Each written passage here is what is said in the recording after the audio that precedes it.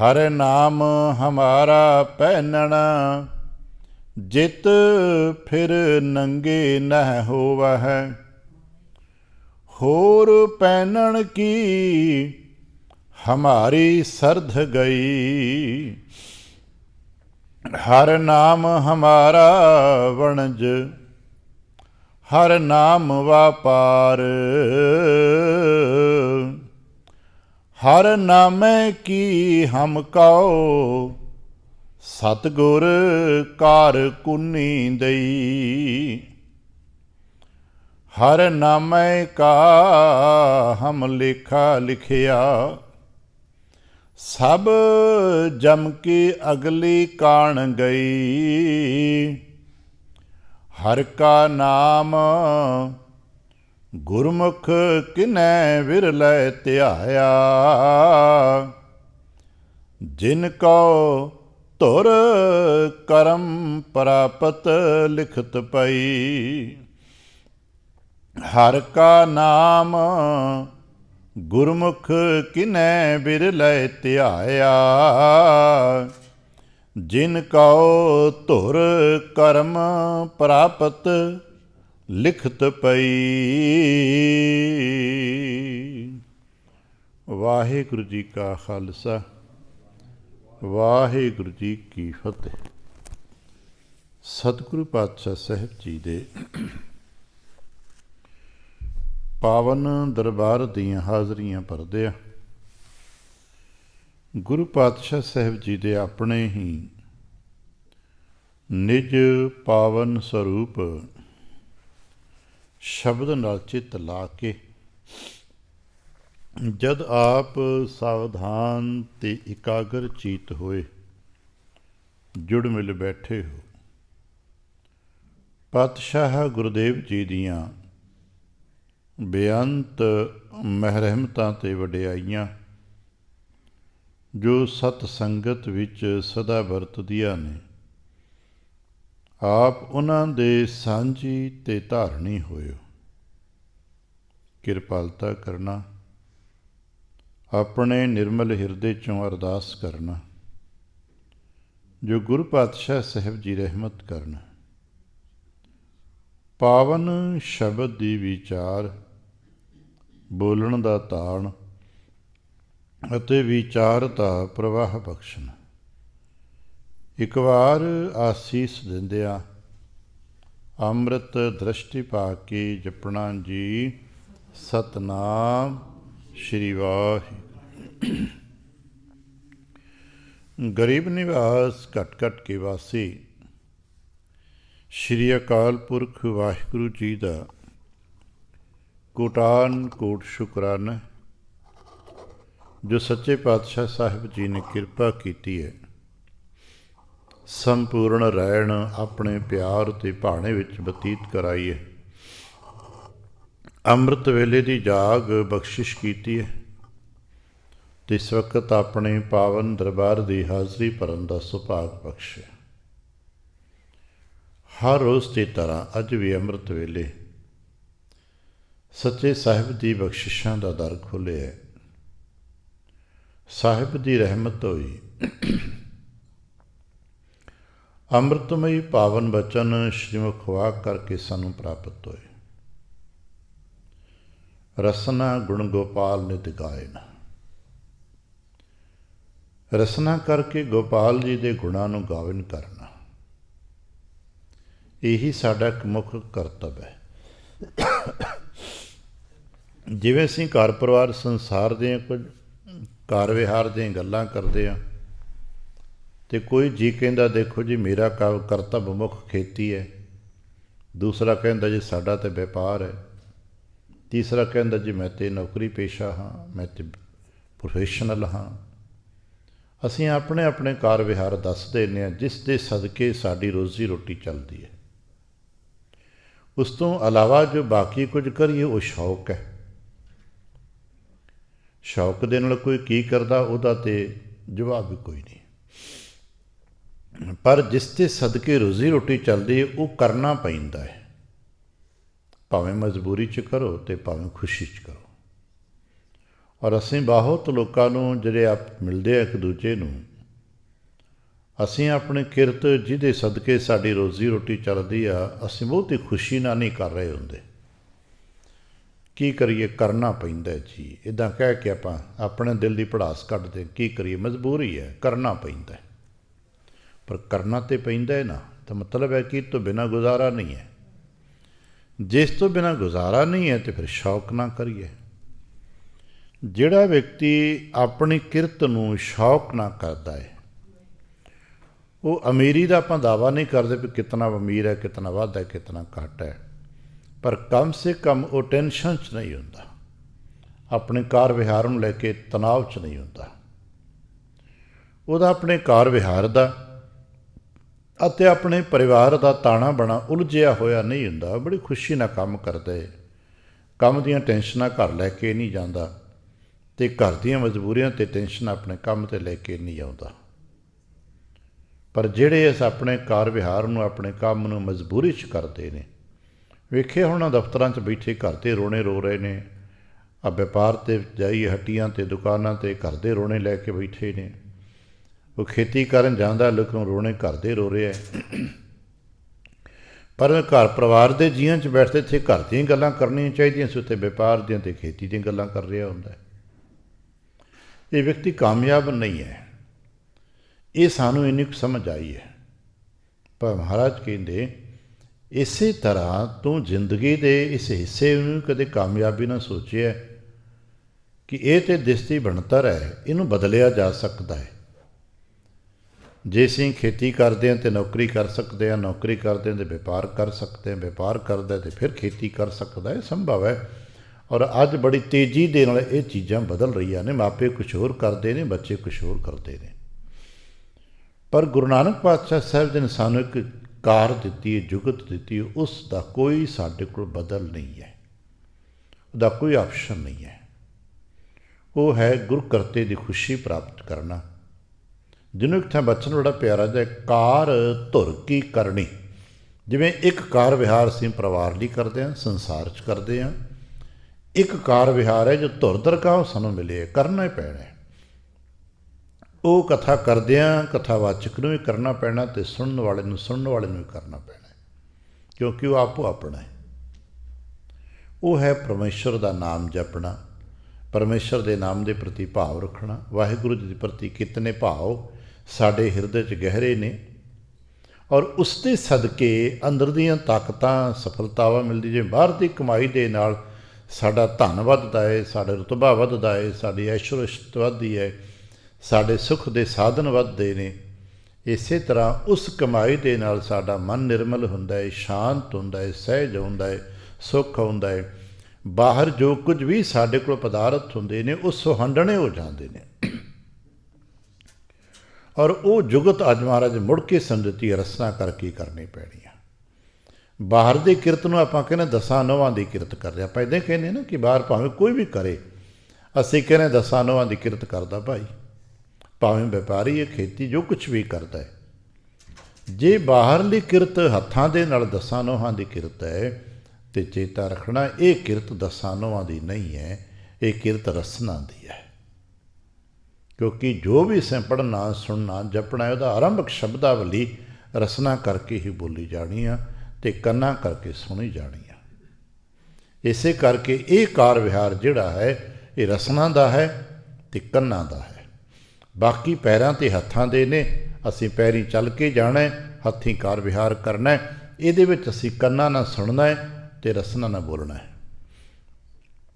ਔਰ ਇਹ ਇੱਕ ਵਿਅਕਤੀ ਨੇ ਇਕੱਲਿਆਂ ਵੀ ਕਰ ਲੈਣਾ, ਸਮੂਹ ਵਿੱਚ ਵੀ ਹੁੰਦਾ, ਇਕੱਲਿਆਂ ਵੀ ਹੁੰਦਾ। ਆਹ ਹੁਣ ਆਪਾਂ ਸਮੂਹ ਦੇ ਵਿੱਚ ਆ, ਇੱਕ ਵਿਅਕਤੀ ਬੋਲਦਾ, ਬਾਕੀ ਸੁਣਦੇ ਨੇ। ਜਦੋਂ ਸਮੂਹ ਨਾ ਹੋਵੇ ਉਦੋਂ ਕੀ ਕਰੀਏ? ਉਦੋਂ ਇਕੱਲਾ ਹੀ ਸੁਣੇ ਅਤੇ ਇਕੱਲਾ ਹੀ ਬੋਲੇ। ਉਹ ਇਕੱਲਾ ਆਪਣੇ ਆਪ ਵੀ ਹੋ ਸਕਦਾ, ਆਪੇ ਸੁਣੇ ਆਪੇ ਬੋਲੇ। ਔਰ ਬਹੁਤ ਮੁਸ਼ਕਿਲ ਹੈ ਅਸੀਂ ਸੁਣ ਪਾਈਏ। ਬੋਲ ਤੇ ਲੈਨੇ ਫਿਰ ਵੀ ਗਾਹੇ ਬਗਾਹੇ, ਪਰ ਸੁਣ ਪਾਈਏ ਬੜਾ ਮੁਸ਼ਕਿਲ ਹੈ। ਸਮੂਹ ਦੇ ਵਿੱਚ ਵੀ ਅਤੇ ਇਕੱਲਿਆਂ ਦੇ ਵਿੱਚ ਵੀ ਸੁਣਨਾ ਬੜਾ ਕਠਿਨ ਹੈ। ਸ਼ਾਇਦ ਇਸੇ ਕਰਕੇ ਸਭ ਤੋਂ ਪਹਿਲੀਆਂ ਗੱਲਾਂ ਸੁਣਿਆ ਕੀ ਕੀਤੀਆਂ ਗਈਆਂ, ਪਰਮੇਸ਼ਰ ਦੇ ਨਾਮ ਨੂੰ ਸੁਣਨਾ ਬਹੁਤ ਉੱਚਾ ਕੀ ਹੈ। ਪਰ ਅੱਜ ਮਹਾਰਾਜ ਕਹਿੰਦੇ ਕਿ ਸੁਣਿਆ ਤੇ ਤਦ ਹੀ ਜਾਏਗਾ ਨਾ ਜੇ ਤੂੰ ਬੋਲੇਗਾ ਤੇ। ਸੁਣਨਾ ਬੜਾ ਮਹਾਨ ਹੈ ਪਰ ਬੋਲਣਾ ਬੜਾ ਵੱਡਾ ਹੈ। ਬੋਲੇਗਾ ਤੇ ਸੁਣੇਗਾ ਨਾ, ਕਿਉਂਕਿ ਅਸੀਂ ਦੂਜੇ ਦੀ ਗੱਲ ਨਹੀਂ ਕਰਨੀ, ਅਸੀਂ ਆਪਣਾ ਬੋਲਿਆ ਹੋਇਆ ਆਪ ਹੀ ਸੁਣਨਾ ਹੈ ਤੇ ਬੋਲਣਾ ਤੇ ਪੈਣਾ ਹੈ। ਕਿਉਂਕਿ ਬਿਨਾਂ ਬੋਲਿਆਂ ਕੋਈ ਵੀ ਸੰਸਾਰ ਦਾ ਕਾਰ ਵਿਹਾਰ ਵੀ ਨਹੀਂ ਹੁੰਦਾ। ਬਿਨਾਂ ਬੋਲਿਆਂ ਲੋਕ ਕਹਿੰਦੇ ਬਿਨਾਂ ਰੋਇਆਂ ਤੇ ਮਾਂ ਵੀ ਦੁੱਧ ਨਹੀਂ ਦਿੰਦੀ। ਪੁਰਾਣਾ ਮੁਹਾਵਰਾ ਹੈ ਨਾ ਕਿ ਰੋਣਾ ਤੇ ਪੈਂਦਾ, ਬੋਲਣਾ ਤੇ ਪੈਂਦਾ। ਅੱਜ ਮਹਾਰਾਜ ਬੋਲਣ ਦੀ ਗੱਲ ਕਰਦੇ, ਰਸਨਾ ਕਰਕੇ ਬੋਲਣਾ ਹੈ। ਤੇ ਕੀ ਬੋਲੀਏ? ਰਸਨਾ ਗੁਣ ਗੋਪਾਲ ਨਿਤ ਗਾਇਣ, ਉਸ ਕਰਤਾ ਪੁਰਖ ਦੇ ਗੁਣਾਂ ਨੂੰ ਗਾਇਨ ਕਰਿਆ ਕਰੀਏ। ਬੜਾ ਪਿਆਰਾ ਕਿ ਵਚਨ ਹੈ, ਡਾਢਾ ਵੀ ਹੈ। ਜਿੱਥੇ ਪਿਆਰਾ ਹੈ ਉੱਥੇ ਸਖਤ ਵੀ ਹੈ। ਰਸਨਾ ਜਪੈ ਨਾ ਨਾਮ, ਤੇ ਬੜਾ ਸਖਤ ਹੈ ਨਾ, ਤਿਲ ਤਿਲ ਕਰ ਕੱਟੀਏ। ਭਾਵੇਂ ਇਸ ਸੰਦਰਭ ਨੂੰ ਕਿਸੇ ਵੇਖਿਆ, ਜਾਚਿਆ, ਵਰਤਿਆ, ਵਿਚਾਰਿਆ ਨਹੀਂ ਹੈ, ਪਰ ਮਹਾਰਾਜ ਕਹਿੰਦੇ ਨੇ ਐਸਾ ਸੰਭਵ ਹੋ ਸਕਦਾ ਜੀ, ਚੇਤਾ ਰੱਖਣਾ। ਅਸਾਂ ਨੇ ਰਸਨਾ ਕਰਕੇ ਗੋਪਾਲ ਦੇ ਗੁਣ ਗਾਉਣੇ ਨੇ। ਜਦੋਂ ਗੋਪਾਲ ਦੇ ਗੁਣ ਗਾਵਾਂਗੇ ਤੇ ਅਲਟੀਮੇਟ ਮਿਲੇਗਾ ਕੀ? ਠੀਕ ਹੈ, ਆਪਾਂ ਹੁਣ ਬੈਠੇ ਕਹਿ ਰਹੇ ਹਾਂ, ਸੁਣ ਰਹੇ ਹਾਂ, ਇਹ ਗੋਪਾਲ ਦੇ ਗੁਣਾਂ ਵਿੱਚ ਹੈ। ਕੋਈ ਇਕੱਲਾ ਬੈਠਾ ਜਪਜੀ ਸਾਹਿਬ ਦਾ ਪਾਠ ਕਰਦਾ ਹੈ, ਸੀਟ ਸੁਖਮਨੀ ਸਾਹਿਬ ਦਾ ਕਰਦਾ ਹੈ, ਪੰਜਾਂ ਬਾਣੀਆਂ ਦਾ ਕਰਦਾ, ਕੋਈ ਹੋਰ ਵਾਧ ਘਾਟ ਸ਼ਬਦ ਪੜ੍ਹਦਾ ਹੈ, ਸੁਖਮਨੀ ਸਾਹਿਬ ਤੋਂ ਇਲਾਵਾ ਵੀ ਕੋਈ ਕਰਦੇ ਨਹੀਂ, ਬਹੁਤ ਪਿਆਰੇ ਨਹੀਂ ਭਾਈ, ਜਿਹਨੂੰ ਕਿਤਨੀ ਬਾਣੀ ਕੰਠ ਹੈ ਤੋ ਕਰਦੇ। ਹੁਕਮ ਤੇ ਉਠਤ ਬੈਠ ਸੋਬਤ ਧਿਆਈਏ, ਮਾਰਗ ਚਲਤ ਹਰੇ ਹਰ ਗਾਈਏ। ਇਸ ਸਾਰੇ ਕਰਤੱਵ ਦੇ ਨਾਲ ਮਿਲਣਾ ਕੀ ਹੈ? ਜੋ ਮਿਲਦਾ ਹੈ ਉਹ ਨਾਮ ਹੈ। ਕਿਉਂਕਿ ਨਾਮ ਕੋਈ ਤਰ੍ਹਾਂ ਦੀ ਸ਼ਬਦ ਵਸਤੂ ਨਹੀਂ ਹੈ ਕਿ ਇੱਕ ਨੇ ਕਈ ਦੂਜੇ ਸੁਣ ਲਿਆ, ਜਿਵੇਂ ਨਾਮ ਸੁਣ ਲਿਆ। ਸੁਣਨਾ ਤੇ ਸ਼ਬਦ ਹੈ, ਸੁਣਨਾ ਤੇ ਧੁਨ ਨੂੰ ਹੈ। ਉਸ ਧੁਨ ਨੂੰ ਸੁਣ ਕੇ, ਸ਼ਬਦ ਨੂੰ ਸੁਣ ਕੇ ਸਾਡੇ ਅੰਦਰ ਜੋ ਆਪਣੇ ਆਪ ਸਾਡੀ ਆਤਮਿਕ ਪੱਖ ਸੰਚਰ ਜਾਣਾ ਹੈ, ਉਸ ਨਾਮ ਹੈ। ਸਿਮਰਨ ਧਿਆਨ ਕਲਾ ਕਰਕੇ ਹੁੰਦਾ ਹੈ, ਮਨ ਕਲਾ ਕਰਕੇ ਹੁੰਦਾ ਹੈ, ਪਰ ਸਿਮਰਨ ਕਰਕੇ, ਜਪ ਕਰਕੇ ਜੋ ਮਿਲਦਾ ਹੈ ਉਹ ਨਾਮ ਹੈ। ਔਰ ਉਹ ਨਾਮ ਹੀ ਸਾਡਾ ਓਲਾ ਹੈ। ਇਸੇ ਕਰਕੇ ਸਾਨੂੰ ਕਿਹਾ ਵੀ ਹੈ, ਮਨ ਮੇਰੇ ਗਹੋ ਹਰ ਨਾਮ ਕਾ ਓਲਾ। ਕਦੇ ਕਿਹਾ ਜੇ ਜਾਪ ਕਾ ਓਲਾ ਨਹੀਂ, ਜਪ ਦਾ ਓਲਾ ਨਹੀਂ ਹੁੰਦਾ। ਜਪਦੇ ਤੇ ਹਾਂ ਵਾਹਿਗੁਰੂ ਵਾਹਿਗੁਰੂ ਵਾਹਿਗੁਰੂ ਜਪਦੇ ਹਾਂ ਭਾਈ। ਸ਼੍ਰੀ ਸੁਖਮਨੀ ਸਾਹਿਬ का जाप कर दो, चौपाई साहब का जाप कर दो। जाप ਸਾਹਿਬ ਸ਼ਬਦ ਦਾ ਸਿਰਲੇਖ ਹੀ ਜਾਪ ਦੇਤਾ ਮਹਾਰਾਜ ਨੇ। ਬਹੁਤ ਸਾਰੇ ਸ਼ਬਦ ਤਾਤੀ ਭਾਵ ਕਾ ਅਸੀਂ ਜਾਪ ਕਰਦੇ ਹਾਂ। ਸਾਡੇ ਵਡੇਰਿਆਂ ਦੇ ਵੇਲਿਆਂ ਤੋਂ ਹੁਣ ਵੀ ਘਰਾਂ ਪਰਿਵਾਰਾਂ ਜਦੋਂ ਬੱਚਿਆਂ ਨੂੰ ਸ਼ਬਦ ਸਿਖਾਏ ਜਾਂਦੇ ਨੇ, ਥਿਰਕਰ ਬੈਸੋ ਦਾ ਜਾਪ ਕੀਤਾ ਜਾਂਦਾ ਹੈ। ਭਾਵੇਂ ਕੋਈ ਜਾਪ ਕਰਦਾ ਕਿ ਨਹੀਂ ਕਰਦਾ, ਪਰ ਆਰੰਭਕ ਸ਼ਬਦਾਂ ਦੇ ਵਿੱਚੋਂ ਥਿਰਕਰ ਬੈਸੋ ਸ਼ਬਦ ਸਿਖਾਇਆ ਜਾਂਦਾ ਰਿਹਾ। ਹੁਣ ਨਵੀਆਂ ਜਨਰੇਸ਼ਨਾਂ ਕੀ ਸਿਖਾ ਰਹੀਆਂ ਨੇ ਇਹਦੇ ਬਾਰੇ ਅਸੀਂ ਕੁਝ ਕਹਿ ਨਹੀਂ ਸਕਦੇ, ਪਰ ਸਾਡੇ ਤੱਕ ਤੇ ਘਰਾਂ 'ਚ ਹੀ ਸਿਖਾਇਆ ਗਿਆ ਭਾਈ, ਥਿਰਕਰ ਬੈਸੋ ਅਰਜਨ ਪਿਆਰੇ, ਤਾਤੀ ਵਾਰਨ ਲਾਗੀ ਪਾਰ ਬ੍ਰਹਮ ਸ਼ਰਣਾਈ।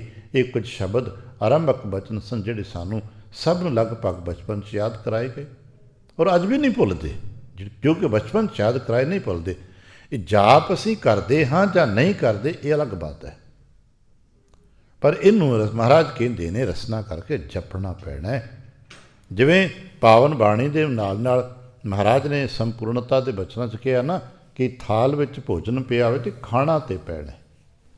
ਬਿਨਾਂ ਖਾਧਿਆਂ ਇਹ ਭੁੱਖ ਨਹੀਂ ਮਿਟਣੀ। ਹੁਣ ਥਾਲ ਭੋਜਨ ਦਾ ਤਿਆਰ ਸਾਡੇ ਸਨਮੁਖ ਹੋਵੇ ਤੇ ਅਸੀਂ ਭੁੱਖੇ ਵੀ ਹੋਈਏ ਤੇ ਪਰ ਕੀ ਖਾਧਾ ਨਹੀਂ ਜਾਂਦਾ ਤੇ ਭਾਈ ਫਿਰ ਭੁੱਖ ਵੀ ਨਹੀਂ ਮਿਲੇਗੀ।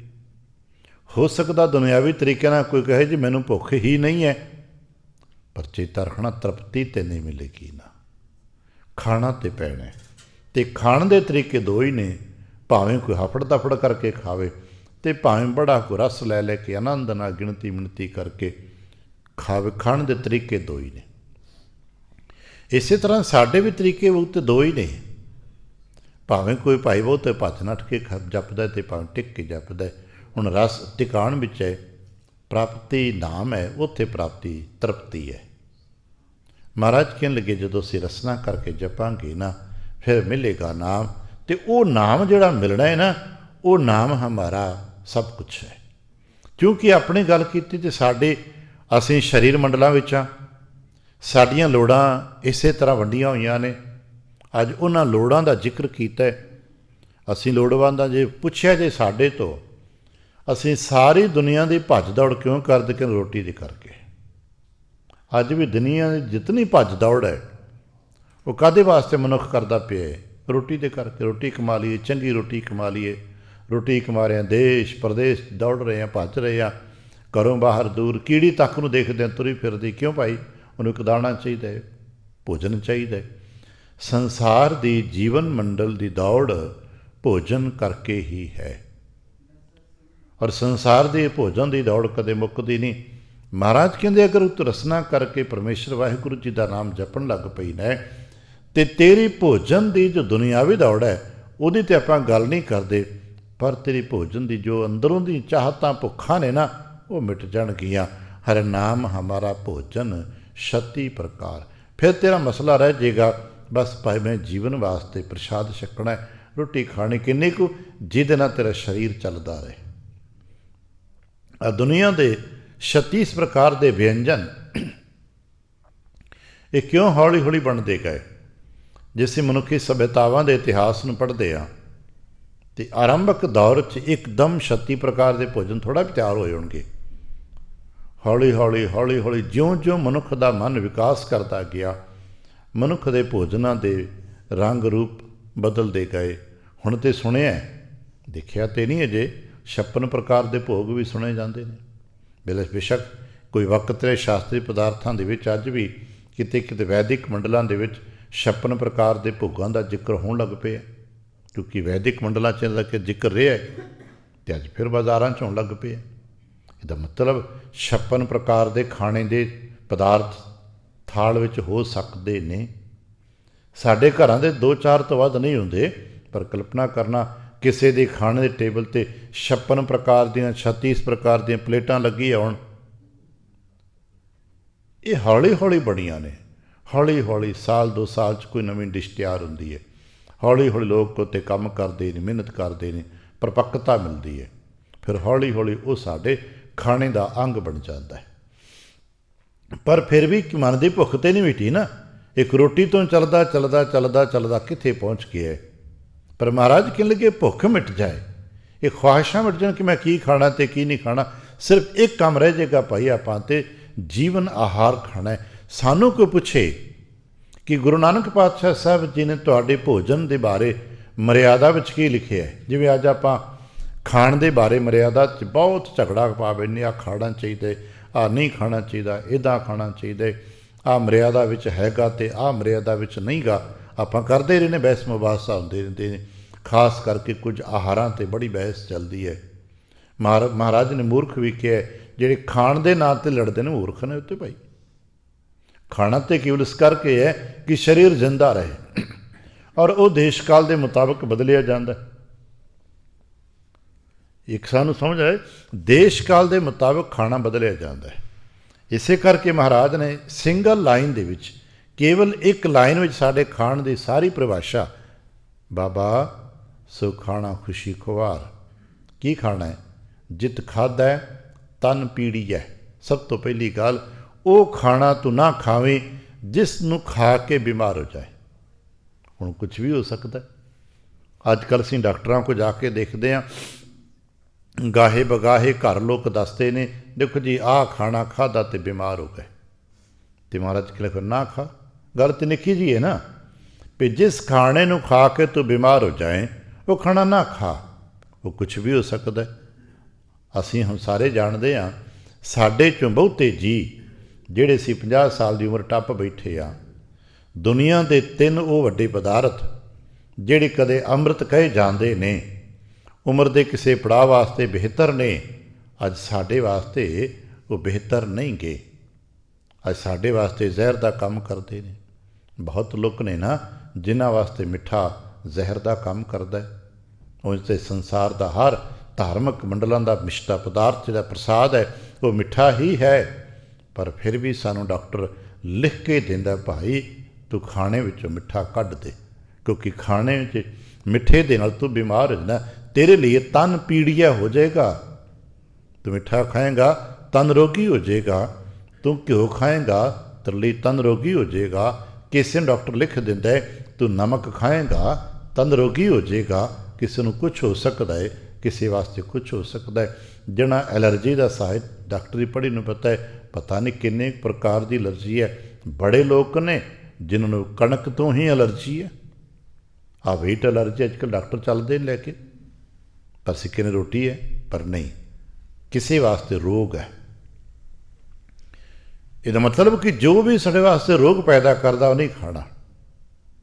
ਤੇ ਕੀ ਕਰਨਾ? ਕਿ ਮਹਾਰਾਜ ਕੀ ਸਿੰਗਲ ਲਾਈਨ ਹੈ, ਬਾਬਾ ਸੁਖਾਣਾ ਖੁਸ਼ੀ ਖੁਆਰ, ਜਿਤ ਖਾਧੈ ਤਨ ਪੀੜੀਐ, ਮਨ ਮਹਿ ਚਲੇ ਵਿਕਾਰ। ਫਿਰ ਦੂਜੀ ਗੱਲ, ਜਿੱਥੇ ਤਨ ਕਰਕੇ ਪਕੜ ਹੋਣੀ ਚਾਹੀਦੀ ਹੈ ਉੱਥੇ ਮਨ ਕਰਕੇ ਪਕੜ ਹੋਣੀ ਚਾਹੀਦੀ ਹੈ। ਖਾਣਾ ਖਾ ਕੇ ਕਿ ਤੁਹਾਡੇ ਮਨ ਵਿੱਚ ਕੈਸੇ ਭਾਵ ਆਉਂਦੇ ਨੇ, ਮਨ ਵਿੱਚ ਕੈਸੇ ਵਿਚਾਰ ਆਉਂਦੇ ਨੇ। ਅਤੇ ਅਸੀਂ ਹੁਣ ਹੌਲੀ ਹੌਲੀ ਸਮਝਦੇ ਹਾਂ ਕਿ ਖਾਣਾ ਖਾਣ ਤੋਂ ਬਾਅਦ ਵਿੱਚ ਹੀ ਅਸੀਂ ਕਦੇ ਨਾ ਕਹਿੰਦੇ ਨੀਂਦ ਨਹੀਂ ਆਉਂਦੀ। ਕਿਉਂ ਨਹੀਂ ਨੀਂਦ ਆਉਂਦੀ?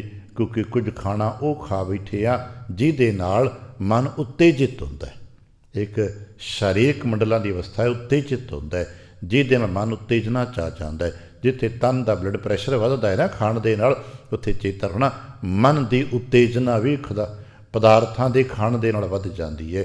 ਇਸ ਕਰਕੇ ਨਾ ਖਾ। ਅਤੇ ਫਿਰ ਕੀ ਖਾਵਾਂ?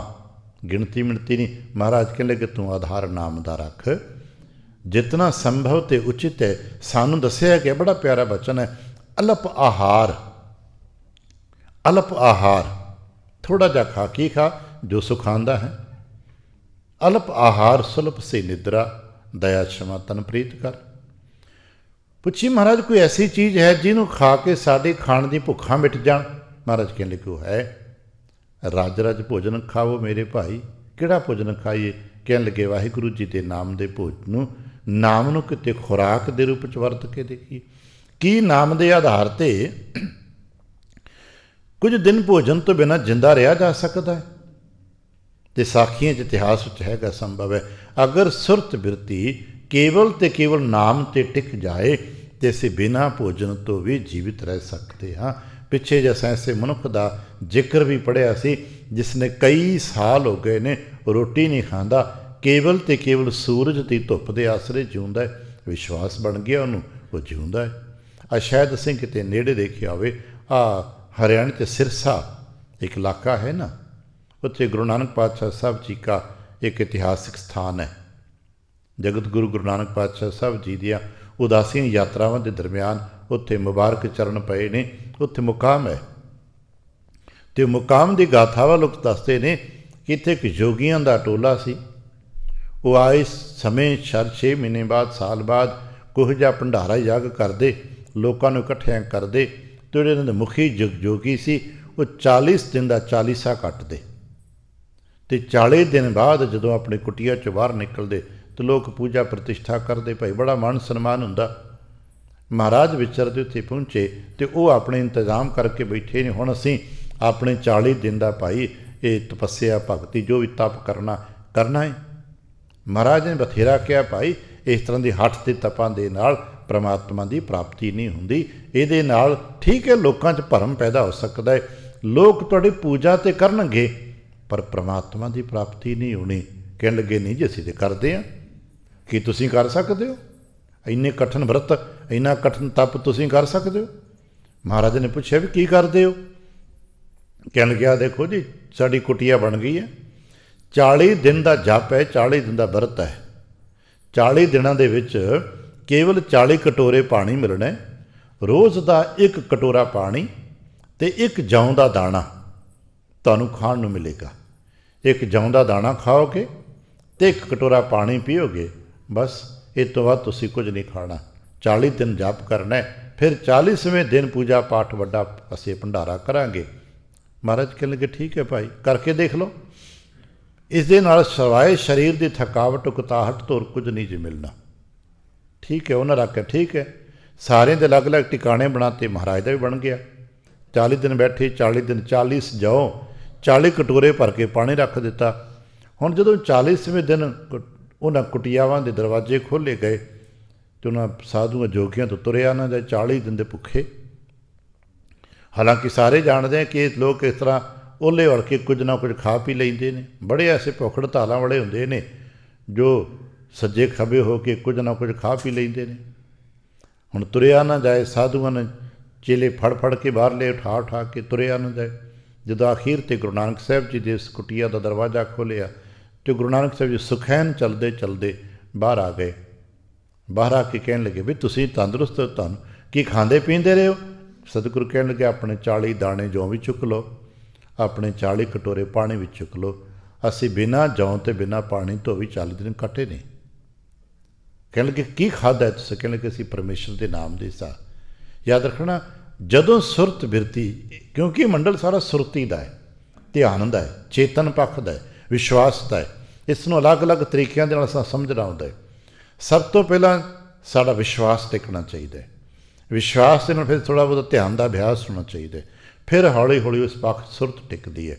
ਇੱਕ ਵਾਰ ਟਿਕ ਜਾਏ, ਜਿਹਨੂੰ ਲਾਏ ਰਹਾਂ ਲਿਵਤਾਰ ਕਹਿੰਦੇ ਨੇ, ਇੱਕ ਵਾਰ ਲਿਵ ਲੱਗ ਜਾਏ, ਫਿਰ ਤੁਸੀਂ ਜਿਤਨਾ ਸਮਾਂ ਚਾਹੁੰਦੇ ਹੋ ਉਲੀਕ ਲਓ ਕਿ ਇਤਨਾ ਸਮਾਂ ਬੈਠਣਾ ਹੈ, ਉਤਨਾ ਸਮਾਂ ਬੈਠੇ ਰਹੋਗੇ। ਤਾਂ ਮੰਨ ਲਓ ਤੁਸੀਂ ਉਲੀਕਦੇ ਹੋ ਅਸੀਂ ਅੱਧਾ ਘੰਟਾ ਬੈਠਣਾ, ਬੈਠ ਸਕਦੇ ਹੋ। 2 ਘੰਟੇ ਬੈਠਣਾ, ਬੈਠ ਸਕਦੇ ਹੋ। ਹਾਂ, ਲੇਕਿਨ ਚੇਤਾ ਰੱਖਣਾ 2 ਘੰਟੇ ਬਾਅਦ ਮਨ ਆਪਣੇ ਆਪ ਤੁਹਾਨੂੰ ਬੇਚੈਨ ਕਰ ਦੇਵੇਗਾ, ਕਿਉਂਕਿ ਤੁਹਾਡਾ ਉਲੀਕਿਆ ਸਮਾਂ ਪੁੱਗ ਗਿਆ। ਔਰ ਇਹ ਕਿਤਨਾ ਸਮਾਂ ਉਲੀਕਣਾ, ਵਿਅਕਤੀ ਆਪਣਾ ਜਦ ਟਾਈਮ ਮੈਨੇਜਮੈਂਟ ਬਾਹਰ ਕਰਦੇ ਹੋ ਨਾ, ਇਹ ਟਾਈਮ ਮੈਨੇਜਮੈਂਟ ਮਨ ਦੇ ਨਾਲ ਬਹੁਤ ਬਾਰੀਕੀ ਨਾਲ, ਕਿਉਂਕਿ ਮਨ ਹੀ ਸਮੇਂ ਦੇ ਨਾਲ ਚੱਲਦਾ ਹੈ। ਮਹਾਰਾਜ ਕਹਿਣ ਲੱਗੇ ਸਾਨੂੰ ਤਾਂ ਜ਼ਰੂਰਤਾਂ ਨਹੀਂ ਕੀਆਂ, ਇਸੇ ਕਰਕੇ ਅਸੀਂ ਗੁਰੂ ਨਾਨਕ ਪਾਤਸ਼ਾਹ ਸਾਹਿਬ ਦੇ ਬਾਬਤ ਸੁਣਿਆ। ਔਰ ਮਹਾਰਾਜ ਨੇ ਕਿਤੇ ਇਹ ਵੀ ਨਹੀਂ ਕਿਹਾ ਕਿ ਅਸੀਂ ਭੋਜਨ ਦਾ ਤਿਆਗ ਕੀਤਾ। ਨਾ ਭਾਈ, ਜੋ ਸਮੇਂ 'ਤੇ ਮਿਲਦਾ ਹੈ, ਜ਼ਰੂਰਤ ਮੁਤਾਬਕ ਮਿਲਦਾ, ਜ਼ਰੂਰ ਖਾਣਾ ਚਾਹੀਦਾ ਹੈ। ਪਰ ਸਾਡਾ ਆਧਾਰ, ਸਾਡੇ ਜੀਵਨ ਦੀ ਕਲਾ ਪਰਮੇਸ਼ਰ ਦੇ ਨਾਮ 'ਤੇ ਹੋਣੀ ਚਾਹੀਦੀ ਹੈ। ਮਹਾਰਾਜ ਕਹਿਣ ਲੱਗੇ ਜਦੋਂ ਨਾਮ ਦੇ ਨਾਲ ਸੰਬੰਧ ਜੁੜ ਜਾਂਦਾ ਹੈ, ਫਿਰ ਆ 36 ਤੇ 56 ਗਿਣਤੀ ਮੁੱਕ ਜਾਂਦੀ ਹੈ। ਫਿਰ ਜੋ ਮਿਲਦਾ ਹੈ ਤੁਸੀਂ ਸਮੇਂ ਦੇ ਮੁਤਾਬਕ, ਦੇਸ਼ ਕਾਲ ਦੇ ਮੁਤਾਬਕ ਇਸ ਨੂੰ ਛਕ ਕੇ ਆਪਣੇ ਸਰੀਰ ਦੀ ਕਿਰਿਆਵਾਂ ਨੂੰ ਠੀਕ ਢੰਗ ਦੇ ਨਾਲ ਚਲਾ ਲੈਂਦੇ ਹੋ। ਅਸਾਂ ਵੇਖੇ ਆਨੰਦਪੁਰ ਸਾਹਿਬ ਦੇ ਵਿੱਚ, ਅਤੇ ਵੇਖਿਆ ਜਦੋਂ ਬਾਬਾ ਬੰਦਾ ਸਿੰਘ ਜੀ ਬਹਾਦਰ ਆ ਗੁਰਦਾਸ ਨਗਲ ਦੀ ਗੜੀ 'ਚ ਗ੍ਰਿਫਤਾਰ ਨੇ, ਰੁੱਖਾਂ ਦੇ ਪੱਤੇ ਤੋੜ ਤੋੜ ਕੇ ਵੀ ਖਾਧੇ ਗਏ ਨੇ। ਕੋਈ ਮਨਾਹੀ ਥੋੜ੍ਹਾ, ਸਮੇਂ ਦੇ ਮੁਤਾਬਕ ਕੀ ਖਾਣ ਨੂੰ ਮਿਲਦਾ ਹੈ, ਖਾਧਾ ਜਾ ਸਕਦਾ ਹੈ। ਮਹਾਰਾਜ ਕਹਿਣ ਲੱਗੇ ਅਸਲੀਅਤ ਵਿੱਚ ਸਾਡਾ ਜੋ ਧਿਆਨ ਹੈ, ਸਾਡਾ ਜੋ ਆਧਾਰ ਹੈ, ਉਹ ਵਾਹਿਗੁਰੂ ਜੀ ਦੇ ਨਾਮ ਦਾ ਹੋਣਾ ਚਾਹੀਦਾ ਹੈ। ਅਤੇ ਸਾਡਾ ਤੇ ਮਹਾਰਾਜ ਆਪਣਾ ਕਹਿੰਦੇ ਨੇ ਵੀ ਸਾਡਾ ਤੇ ਵਾਹਿਗੁਰੂ ਜੀ ਦੇ ਨਾਮ ਦਾ ਆਧਾਰ। ਇੱਥੇ ਇੱਕ ਗੱਲ ਸਮਝਾਂ ਤੁਕ ਚੋਂ, ਇਹ ਨਹੀਂ ਕਿ ਸਾਨੂੰ ਖਾਣ ਦੀ ਲੋੜ ਮੁੱਕ ਗਈ, ਨਹੀਂ। ਹਰ ਨਾਮ ਹਮਾਰਾ ਭੋਜਨ 36 ਪ੍ਰਕਾਰ। ਭਾਈ ਜਿਵੇਂ ਲੋਕ 36 ਪ੍ਰਕਾਰ ਦੇ ਵਿਅੰਜਨ ਭੋਜਨ ਖਾਂਦੇ ਨੇ, ਸਾਨੂੰ ਉਹ ਮਹਾਰਾਜ ਵਾਹਿਗੁਰੂ ਜੀ ਦੇ ਨਾਮ ਤੋਂ ਸਵਾਦ ਮਿਲਦਾ ਹੈ। ਹੁਣ ਜਦੋਂ ਕਿਸੇ ਦਾ ਧਿਆਨ, ਕਿਸੇ ਦੀ ਸੁਰਤ ਬਿਰਤੀ ਵਾਹਿਗੁਰੂ ਜੀ ਦੇ ਨਾਮ 'ਚ ਟਿਕ ਜਾਂਦੀ ਹੈ, ਤੇ ਹੁੰਦਾ ਕੀ ਹੈ, ਜਿਤ ਖਾਈਏ ਹਮਕੋ ਤ੍ਰਿਪਤ ਭਈ, ਜਿਸ ਦੇ ਸਦਕੇ ਸਾਡੀ ਤ੍ਰਿਪਤੀ ਹੋ ਗਈ ਹੈ। ਹੁਣ ਇਹ ਨਹੀਂ ਕਹਿੰਦੇ ਵੀ ਅਸੀਂ ਰੋਟੀ ਨਹੀਂ ਖਾਂਦੇ।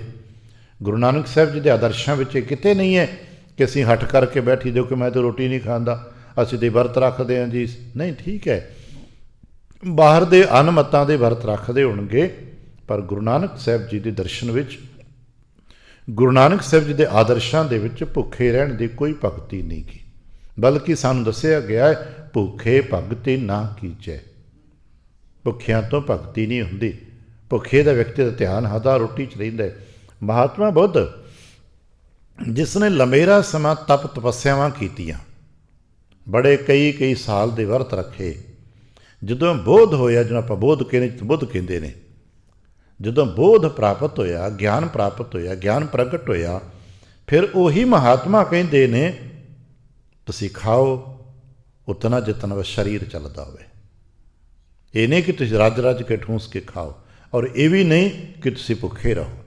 ਸਰੀਰ ਚਲਾਉਣਾ ਹੈ, ਧਿਆਨ ਟਿਕਾਣਾ ਹੈ, ਅਤੇ ਤੁਹਾਨੂੰ ਉਚਿਤ ਆਹਾਰ ਜ਼ਰੂਰੀ ਹੈ। ਬਿਨਾਂ ਉਚਿਤ ਆਹਾਰ ਭੋਜਨ ਤੋਂ ਗਿਆਨ ਦੀ ਗੱਲ ਕਿਸੇ ਦੇ ਅੱਜ ਤੱਕ ਸਮਝ ਵਿੱਚ ਨਹੀਂ ਆਈ। ਉਹਨਾਂ ਦੀ ਗਾਥਾਵਾਂ 'ਚ ਇੱਕ ਬੜੀ ਪਿਆਰੀ ਗਾਥਾ ਹੈ, ਮਹਾਤਮਾ ਬੁੱਧ ਦਾ ਸਭ ਤੋਂ ਨੇੜਲਾ ਸ਼ਾਗਿਰਦ ਆਨੰਦ, ਕਿਉਂਕਿ ਇਹਨਾਂ ਮਹਾਤਮਾ ਬੁੱਧ ਦਾ ਸਭ ਤੋਂ ਪਹਿਲੇ ਸ਼ਾਗਿਰਦਾਂ 'ਚੋਂ ਹੈ ਆਨੰਦ, ਅਤੇ ਗਿਆਨੀ ਵੀ ਹੈ, ਆਨੰਦ ਵਿੱਚ ਵੀ ਰਹਿੰਦਾ ਹੈ, ਲੋਕਾਂ ਨੂੰ ਉਪਦੇਸ਼ ਕਰਦਾ ਹੈ, ਗਿਆਨ ਦਾ ਮਹਾਤਮਾ ਦਾ ਬਾਰੇ ਦੱਸਦਾ ਰਹਿੰਦਾ ਹੈ। ਇੱਕ ਦਿਨ ਇੱਕ ਭਿਖਾਰੀ ਕੋਲ ਬਹਿ ਗਿਆ, ਉਹਨੂੰ ਉਪਦੇਸ਼ ਕਰਨ ਲੱਗ ਪਿਆ। ਭਿਖਾਰੀ ਸੁਣਦਾ ਜਾਂਦਾ ਹੈ, ਪਰ ਕੋਈ ਜਵਾਬ ਨਹੀਂ ਦਿੰਦਾ। 1 ਦਿਨ, 2 ਦਿਨ, 3 ਦਿਨ, 4 ਦਿਨ, ਪੂਰਾ 1 ਹਫ਼ਤਾ। ਹਾਲਾਂਕਿ ਮਹਾਤਮਾ ਦਾ ਆਦੇਸ਼ ਹੈ ਕਿ 3 ਦਿਨ ਤੋਂ ਵੱਧ ਕਿਸੇ ਨਾਲ ਬਹੁਤਾ ਸੰਬੰਧ ਨਹੀਂ ਰੱਖਣਾ। ਤੁਸੀਂ 1 ਦਿਨ ਗੱਲ ਉਹਨਾਂ ਕੀਤੀ ਹੈ, ਠੀਕ ਹੈ, 2 ਦਿਨ ਕੀਤੀ ਹੈ, ਠੀਕ ਹੈ, ਤੀਜੇ ਦਿਨ ਗੱਲ ਕੀਤੀ ਹੈ, ਜੇ ਮੰਨਿਆ ਤਾਂ ਠੀਕ ਹੈ, नहीं मनिया तो बिना नफा नुकसान बिना माड़ा मनदा चंगा बोलिया छड़ दो, कोई गल नहीं पाई, फिर सही। एक साडा इस करके तमाम जिहड़े साडे सैशन इस प्रकार के होंदे ने वो 3-3 दिनों के 3 रोज़ा या 5 रोज़ा ही होंदे ने, क्योंकि मानसिक अवस्थावां ये तोगा फिर बोरीयत पैदा कर दिंदियां ने। ये 3 की बजाय 5 दिन कहिंदा रहा, नहीं मनिया, इन्हें 3 वार फिर वरतिया, 8 दिन कहिंदा रहा, पर उसने भिखारी ने कोई जवाब नहीं दिता, हाँ या ना नहीं। आखिर तो इसने महात्मा को अगर शिकायत की कि महात्मा तुसी कहिंदे हो कि 3 दिन के सैशन करना, 3 दिन समझाना, मैं 3 वारी 3 दिन कर बैठा, पर यह बंदा मनता ही नहीं। महात्मा कहते ऐसा तो हो नहीं सकता कि तू ज्ञान की गल कहे तो मने ही ना, कुछ तो जवाब दिता होएगा। कहने लगा नहीं, वो जवाब ही नहीं देता, इनकार कर देता भी पता लगे भी नहीं मनना। कहने लगा मेरे को लेके आओ। उन्होंने जाके कहा भी तेन महात्मा बुद्ध ने बुलाए। भिखारी उठ के तुर पिया, मंगता सी तुर पिया। महात्मा की शक्लो सूरत हालात वेखी, सुक्का सड़िया पे, भुख दा मारे, रोटी नहीं मिलती, मंगदा किते रोटी मिलती किते नहीं मिलती। महात्मा कहने लगे आनंद हुण तू 7 दिन ये नाल कोई गल नहीं करनी, की करना है, इनू भोजन देना है, बस ये नहाउण धोण दा प्रबंध कर, ये खाण पीण का प्रबंध तो इतना ही करना है। जिथे अगे 3 दिन इनू गल्लां करदा रहा, हुण 3 वक्त इनू भोजन खवाया कर। सवेरे उठे नहाउण धोण दा प्रबंध करके दे, 3 वक्त का भोजन दे, पर बोलना नहीं तू।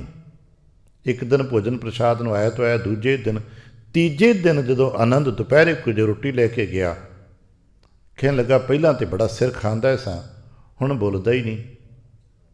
ये वापस महात्मा को आ गया। कहने लगा महात्मा जी हुण तो आप बोल पे आओ, हुण तो कहंदा दस कुछ बोल, पहलां तो बड़ा सिर खांदा सा, हुण नहीं बोलदा। महात्मा कहने लगा तू गलत तरीके ना समझा, गल्लां चंगियां दस रहा है पर तेरा तरीका गलत सी। आनंद कहने लगा तरीका गलत सी, मैं तो बड़े प्यार ना समझा रहा। कहने लगे प्यार खुशकी भुखे पेट कम नहीं आउंदियां, ढिड भरिया होवे ते प्यार दियां गल्लां हो सकदियां ने, ढिड भरिया होवे ते प्रग्यान दियां गल्लां हो सकदियां ने, ढिड भरिया होवे ते अकल चलाकी सियाणपा सारे हुनर कला दी गल्लां हो सकदियां ने। जिस व्यक्ति का ढिड भुखा होएगा ਉਹਦੀ पूजा पाठ सिमरन भजन सिर्फ रोटी है। इस करके पहला रोटी खवा, सानू पता हो तीसरे पातशाह महाराज जी ने पहला लंगर दिता, कहने लगे भाई रोटी खा के फिर इत्थे आके बैठो, ताकि इत्थे बैठिया तुहाडा ध्यान रोटी च ना होवे। तो जो बैठ टिक जाओगे ढिड भरिया होगा, फिर तुसीं कहोगे ना भाई हुण ते असीं रज्जे पए आ, फिर कहोगे रज्जे पए आ। नाम ये नहीं कहता कि तुसीं रोटी ना खाओ, हठ योग नहीं है साडा, पर जदों ध्यान नाम नाल जुड़ जाता है फिर तुसीं रोटी इस करके खाने कि असीं बैठना है, रोटी इस करके खाने क्योंकि असीं घर परिवार के कार विहार करने ने, शरीर चलाउणा है। महाराज का पिछे एक वचन आपां पढ़ रहे सां, भाई शरीर करके इत्थे संसार ते आपां कर्म करतब करते ने, परमात्मा की बंदगी करनी है, इस करके इस देही कौ पाल, इस शरीर की संभाल करिया करो, नानक सो प्रभ सिमरिया। भाई वाहिगुरू जी सिमरन भजन बंदगी करनी है, घर के काम करने ने, तो शरीर की संभाल करिया करो, क्योंकि कुदरत ने करते पुरख ने तुहानूं सुंदर शरीर दिता है, तुसीं शरीर की बेहतरीन संभाल करो जो समय के मुताबिक करनी चाहिए है। हर समय मुताबिक की संभाल अलग अलग है, अपनी शरीर की संभाल करिए, यही सानू संकल्प मिलता है। हर नाम हमारा भोजन 36 प्रकार। भाई असीं 36 प्रकार की गिणतियाँ नहीं करते भी सब तो चंगा भोजन नाम है, जिहदे करके साडे तृप्त हो गए। फिर नाम आधार व्यक्ति नूं भावें तली ते धर के रोटी मिल जाए वो रज्जिया रहिंदा है, भावें पत्ते ते धर के मिल जाए वो रज्जिया रहिंदा है, उहदी सरद मुक जाती है।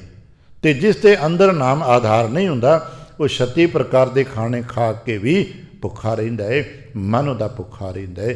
साखियां च मिलदा ना, पातशाह दशमेश जी दे एक सिख भाई मैलागर सिंह, बड़े तकड़े खुराक उहदी। अधीने कांगड़ तो अगली साखियां पर पढ़ांगे तो जिक्र उहदा मिलदा है कि महाराज के नाल जुड़ते गए तो उदों अजे महाराज का कोई पक्का टिकाणा तो लंगर का प्रबंध पक्का नहीं है। पिंडां दे विच जिथे जांदे ने संगत रल मिल के 10-20 सिंह जिहड़े होए ने भोजन प्रसाद छकाउंदे ने, किते पकदा है तो किते घरों घरी, क्योंकि समा ही ऐसा सी। एक बार एक नगर देर ना पहुँचे ने, तो पंचायत ने प्रबंध किया कि भाई इस वक्त देर हो गई है, इकट्ठा करके राशन इकट्ठा करिए, लंगर तैयार करिए, बड़ा समा लगेगा। तो महाराज जे आग्ञा होवे तो घर प्रति एक जी भेज दईए, आप दा प्रसाद का प्रबंध इत्थे कर देने आ, ते बाकी जितनी संगत है सारे पिंड विच एक एक जी एक एक घर भेज देने आ। ते रात के खाने एक बंदे की रोटी कढ़नी कोई औखी नहीं, जिथे 4 जीआं की रोटी पकनी होएगी उत्थे एक दी होर पक जाएगी, सुखैन ही सारिਆਂ का प्रसादा हो जाएगा। महाराज ने तजवीज़ पसंद की, कहने लगे भला है भाई। हुण जदों वंडण लगे, बंदियां की गिणती करन लगे, तो थोड़ा बहुता शरारती लोग भी प्रबंधां च हुंदे ही ने ना, उन्हां च वेखिया अपने शरीके प्रबंध च भी पाए बहुत गरीब बंदा जिहदे घर रोटी नहीं पकदी, पाए कई बार भुखिया रहना पैंदा है, कई बार गुआढ़ियां दे घरों मंग के खांदे ने, उन्हां दे घर मिलागर सिंह नूं भेज दिता। भाई तो बंदा कल्ला ही 3 दी रोटी खा जांदा है, तो भाई उन्हां दे घर जिन्नी को पक्की होएगी इन्हें कल्ले ने खा लेनी है, जां तो वो कल्पणगे तो जां ही कल्पेगा, सवेर तक पता लग जाएगा कल्पना पई होएगी। लोग शरारतां कर देंदे ने। उस परिवार के घर मिलागर सिंह नूं भेज, इतफाक है कि अज उन्हां दे घर रोटी नहीं पक्की, खाण नूं कुछ है नहीं, आटा दाल चावल नहीं है, नहीं पक्के। जंगल चों कुछ फल तोड़ के सुके लियाए सन, वो ना भ्यों के रखे सन भाई, रात नूं सुके कुछ फल भ्यों के खल वांग गुजारा हो जाएगा। हुण ते मिलागर सिंह पहुँच गए, उन्हें ये नहीं कहा भी की है, जो शाम का वक्त सीगा वो भीजे हुए फल कढ़े साफ किए, वो जिन्ने किसी के हिस्से आए सन वो वंड दिते। सचो सच मिलागर सिंह दसदा भाई साढ़े घर आट रोटी नहीं पक्की, आ सुके फल ना गुजारा करना पेगा, तो कहने पीलों भी सुके हुए सन।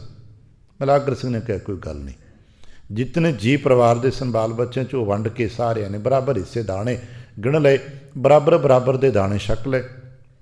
छक के अगले दिन पहुँचे, जिवें आ खुला मंडल बैठे दे भी तूं की खादा तो तूं की खादा, आपस में गलबात चल पैंदी है। वो जान के गल चलाई कि मिलागर बैठा भुखा कल्पदा होएगा, ये आनंद विच बैठा टेक ला के। महाराज ने वेख्या भी बाकी सारे अपने गल्लां कर रहे ने, शरारतां समझदे नहीं महाराज। तो कहने लगे मिलागर सिंह रातें की प्रशादा छकिया? मिलागर सिंह कहने लगे महाराज तृप्ति आ, आनंद बड़ा आया।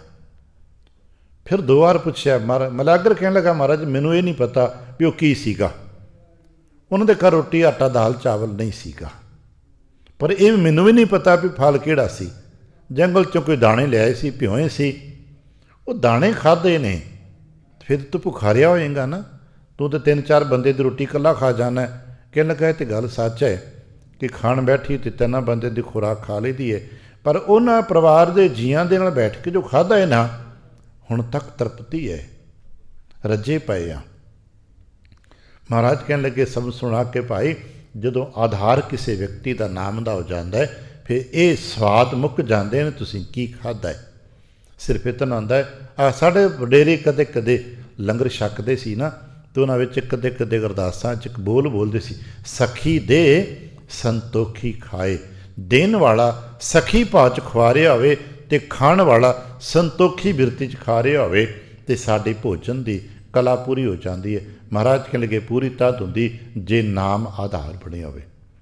अच्छा जी होर भी कोई गल है? कहने लगे हाँ, हर नाम हमारा पहनना। नाम दूजी सब तो वड्डी जरूरत है कपड़े की, जे सब तो वड्डी जरूरत है मनुख की भोजन की। जे हिरदे च नाम होवे ते भोजन दी गिणतियां अते भोजन के स्वाद ते प्रकार मुक जाते हैं। फिर नाम आधार हुंदा है, भोजन तन का आधार रह जाता है। दूजी सब तो वड्डी जरूरत है साडी कपड़े की, वस्त्र की। ते सारे जानते हैं कि कपड़े का केवल एक सिंगल लाइन काम कर्म है, तन नूं सर्दी गर्मी तो बचावना ते साडे नंगेस नूं ढकना।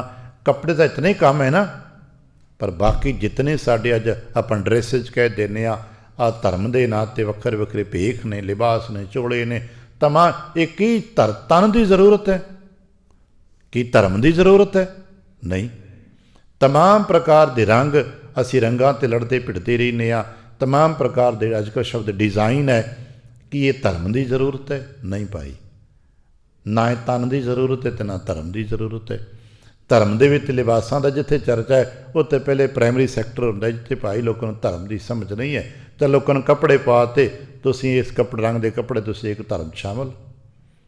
ਇਹ ਤਨ ਦੀ ਜ਼ਰੂਰਤ ਨਹੀਂ, ਤਨ ਦੀ ਜ਼ਰੂਰਤ ਸਿਰਫ ਕੱਪੜਾ ਹੈ ਜਿਹਦੇ ਨਾਲ ਸਰਦੀ ਗਰਮੀ ਤੋਂ ਬਚਿਆ। ਇਹ ਬਾਕੀ ਸਭ ਮਨ ਦੀਆਂ ਜ਼ਰੂਰਤਾਂ ਨੇ, ਮਨ ਦੇ ਲਾਲਚ ਨੇ, ਇਹੋ ਜਿਹੇ ਰੰਗ ਤੇ ਇਹੋ ਜਿਹੇ ਕੱਪੜੇ। ਅਤੇ ਜਦੋਂ ਆਧਾਰ ਨਾਮ ਦਾ ਹੋ ਜਾਂਦਾ ਹੈ ਫਿਰ ਕੇਵਲ ਤਨ ਕੱਜਣ ਰਹਿੰਦਾ ਹੈ, ਸਰਦੀ ਗਰਮੀ ਤੋਂ ਬਚਾ ਰਹਿੰਦਾ ਹੈ, ਬਾਕੀ ਰੰਗਾਂ ਰੁੰਗਾਂ ਦਾ ਚੱਕਰ ਮੁੱਕ ਜਾਂਦਾ ਹੈ। ਸਾਡੇ 'ਚ ਇੱਕ ਹੋਏ ਨੇ ਵਡੇਰੇ ਬਜ਼ੁਰਗ, ਸ਼ਾਇਦ ਆਪਣੇ ਨਾਮ ਸੁਣਿਆ ਹੋਵੇ, ਜਿਨ੍ਹਾਂ ਨੇ ਸ੍ਰੀ ਗੁਰੂ ਗ੍ਰੰਥ ਸਾਹਿਬ ਜੀ ਦਾ ਤੁਕ ਤਤਕਰਾ ਲਿਖਿਆ। ਸਭ ਤੋਂ ਪਹਿਲਾਂ, ਹੁਣ ਤਾਂ ਇਸ ਨੂੰ ਕੰਪਿਊਟਰ 'ਤੇ ਡਿਵਾਈਸਾਂ 'ਤੇ ਬਹੁਤ ਕੋਈ ਤਤਕਰੇ ਮਿਲਦੇ ਨਾ, ਵੀ ਇੱਕ ਤੁਕ ਸਾਨੂੰ ਇੱਕਰੀ ਯਾਦ ਅਤੇ ਡਿਵਾਈਸ 'ਤੇ ਬੜੀ ਛੇਤੀ ਆਈ ਗ੍ਰੰਥ ਵਗੈਰਾ ਫੋਲਦੇ ਆ, ਪਹਿਲੇ 3 ਅੱਖਰ ਪਾਏ ਅਤੇ ਪੂਰੀ ਤੁਕਾਂ ਮਿਲ ਗਈਆਂ। ਆਖਰ ਸਭ ਤੋਂ ਪਹਿਲਾਂ ਇਜਾਦ ਕਿਹਨੇ ਕੀਤਾ ਹੈ?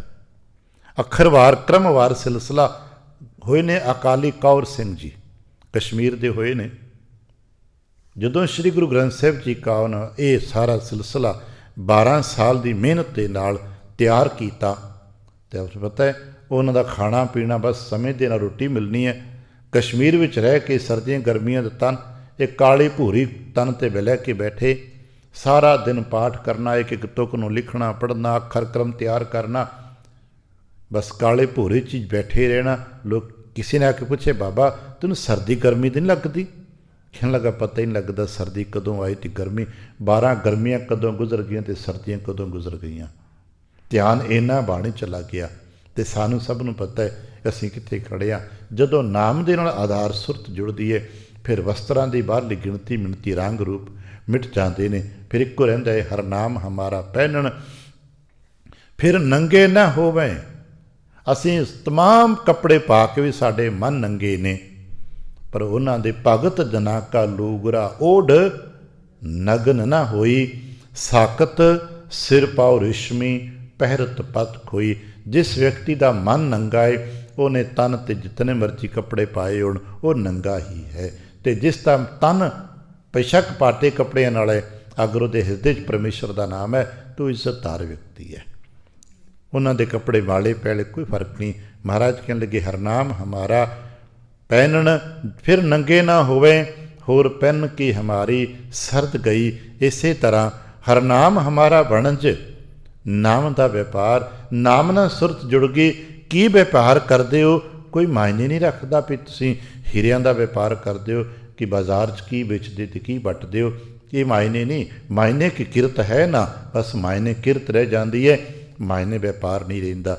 ਮਾਇਨੇ ਰੋਟੀ ਕਮਾਉਣ ਦਾ ਸਾਧਨ ਨਹੀਂ, ਮਾਇਨੇ ਕਿਰਤ ਰਹਿ ਜਾਂਦੀ ਹੈ। ਮਹਾਰਾਜ ਕਹਿਣ ਲੱਗੇ ਹਰਨਾਮ ਹਮਾਰਾ ਵਣਜ ਹਰਨਾਮ ਵਪਾਰ। ਪਤਾ ਕਿਉਂ? ਹਰਨਾਮੇ ਕੀ ਹਮਕੋ ਕਾ ਸਤਿਗੁਰ ਕਾਰ ਕੁਰਨੀ ਦੇਈ। ਸਤਿਗੁਰ ਨੇ ਸਾਨੂੰ ਕਲਮ ਦਿੱਤੀ ਹੈ, ਸਾਨੂੰ ਕਿਹਾ ਲਿਖ ਨਾਮ ਸਲਾਹ ਲਿਖ। ਅਸੀਂ ਹਿਸਾਬ ਕਿਤਾਬ ਲਿਖਦੇ ਨਾ, ਅੱਜ ਕਿੰਨਾ ਖਰਚ ਹੋਇਆ, ਕਿੰਨਾ ਕਮਾਇਆ ਅਤੇ ਕਿੰਨਾ। ਮਹਾਰਾਜ ਕਹਿੰਦੇ ਕਿ ਲਿਖ ਨਾਮ ਸਲਾਹ ਲਿਖ, ਲਿਖ ਅੰਤ ਨ ਪਾਰਾਵਾਰ। ਬਾਬਾ ਇਹ ਲੇਖਾ ਲਿਖ ਜਾਣ। ਹਰਨਾਮੇ ਕਾਹਮ ਲੇਖਾ ਲਿਖਿਆ। ਭਗਤ ਜਨ ਇਹ ਲੇਖਾ ਲਿਖਦੇ ਨੇ, ਅਸੀਂ ਕਿਤਨਾ ਵਾਹਿਗੁਰੂ ਜਪਿਆ, ਅਸੀਂ ਜਪ ਸਕੀਏ। ਨਤੀਜਾ ਕੀਏ ਜਮ ਕੀ ਅਗਲੀ ਕਾਣ ਗਈ। ਲੇਖੇ ਮੁੱਕ ਜਾਂਦੇ ਨੇ ਜਦੋਂ ਵਾਹਿਗੁਰੂ ਜੀ ਦੇ ਨਾਮ ਦੇ ਨਾਲ ਲੇਖ ਦਾ ਜਾਪ ਹੋ ਜਾਂਦਾ ਹੈ।